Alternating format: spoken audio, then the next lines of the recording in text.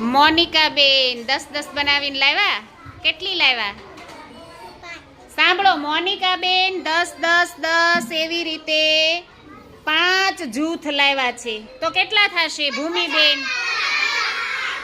10-10-10-10-10 એવું 5 વખત તો કેટલું થાય? 50. હવે મોનિકા બેન છૂટાઈ લાવ્યા છે. કેટલા છૂટા લાવ્યા છો? 6 દિવાસળી છૂટી છે. તો 50 ને 6 કેટલા થશે? મોનિકા બેન 56 લખતા આવડશે? ચાલો લખીને બતાવો તો મને.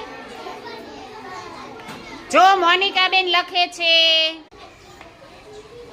ઓ મોનિકા બેન, આ 56 નથી. વિચારો ફરીવાર, બરાબર વિચારો.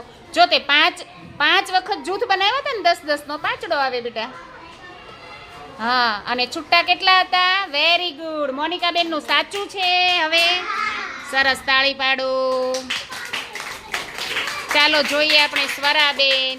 સ્વરાબેન, આ શું લાવ્યા છો? 10-10 ના 5 જૂથ લાવ્યા છે. જો કેવી સરસ રીતે એને આંગળી પર ગોઠવી છે. બતાવો બધાને. જો એની 10-10 ની માળા છે. બહુ સરસ આંગળીમાં ગોઠવી છે, એટલે ગૂંચવાઈ ન જાય. 10-10 ની કેટલી બનાવી છે? 5 બનાવી. કેટલા થશે? 50. 50 લખતા આવડશે? લખો તો. છૂટા લાવ્યા છો એક કે?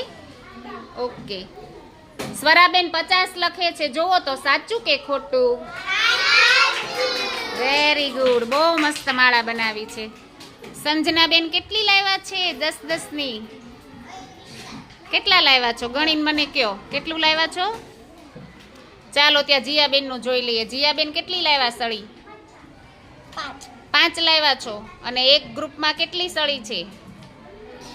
10. તો કેટલી છે ખબર છે? 50. વાહ, જીયાબેન ને બોલવાનું હતું. ઓ ભાઈ, સરસ. તમારે ગણાઈ ગઈ? કેટલી થઈ? 9 થઈ. ચાલો, સંજનાબેન ની 10-10-10 9 વખત તો કેટલી થશે? Very good. તમને 90 લખતા આવડશે? નહીં આવડે? તો 9 ગ્રુપ છે, એનો નવડો લખી નાખે. હાલે હું શીખવાડી દઉં. અહીંયા નવડો લખો. અહીંયા લખી નાખો. 9 વડે 9. નવડો તો લખો. આવડે છે? આવડે છે, આવડે છે. લખ. ચાલો, કાંઈ વાંધો નહીં. હવે શીખી જજો. ચાલો આપણે અખિલભાઈ નું જોઈએ. જીયાબેન, તમારે કેટલા હતા? 5 હતા. તો કેટલી સળી હતી? 50. 50 લખેલા છે. આવડે છે ને લખતા? સરસ. જીયાબેન માટે અને સંજનાબેન માટે તાળી પાડો ભાઈ.